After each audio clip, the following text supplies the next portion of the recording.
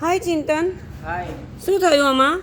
આ ગાડી જે પેલી ટો થઈને આવેલી હતી તે ગાડી હીટિંગ હતી, એટલે એ હીટિંગ ગાડી થયેલી એના લીધે આમાં હેડ આઉટ થઈ ગયો છે, એટલે આમાં એન્જિન ઉતારવું પડશે.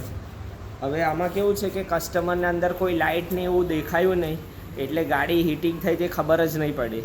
એટલે ઘણી બધી ગાડીઓમાં પ્રોબ્લેમ એવો આવે છે કે લાઇટ નથી બતાવતી પણ ગાડી હીટિંગ થઈ જાય છે.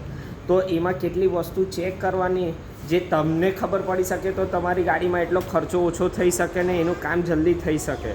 તમે સમજો કે ગાડી લઈને જતા હોય ને ક્યારે પણ એસી સડનલી બંધ થાય છે તો એટલું સમજવાનું કે તમારી ગાડી હીટિંગ થાય છે.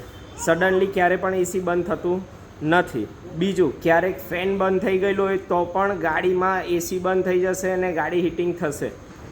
ત્રીજું, જ્યારે બી રેડિએટર ચોકઅપ હોય ત્યારે પણ ગાડી હીટિંગ થવાની શક્યતા છે. ચોથું, કોઈ પાઇપમાંથી કાણું હશે ત્યારે પણ ગાડી હીટિંગ થવાની શક્યતા રહેશે. એટલે આ બધી ઘણી બધી વસ્તુઓ હોય છે કે જે ગાડી હીટિંગ થવાના ચાન્સીસ હોઈ શકે.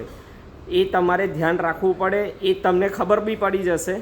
એટલે સૌથી પહેલાં જ્યારે પણ ગાડી તમે લોંગ ડ્રાઈવ પર કે કશે બી જતા હોય ને ગાડીમાં એસી બંધ થાય છે તો ગાડીને વધારે ચલાવવાની નહીં, સાઈડ પર મૂકી ને અમને કોલ કરી દો, યા તમારા આજુબાજુ કોઈ પણ ગેરેજવાળા હોય તેમને કોન્ટેક કરો તો એ તમારી ગાડીમાં એટલો ખર્ચો ઓછો થઈ શકશે.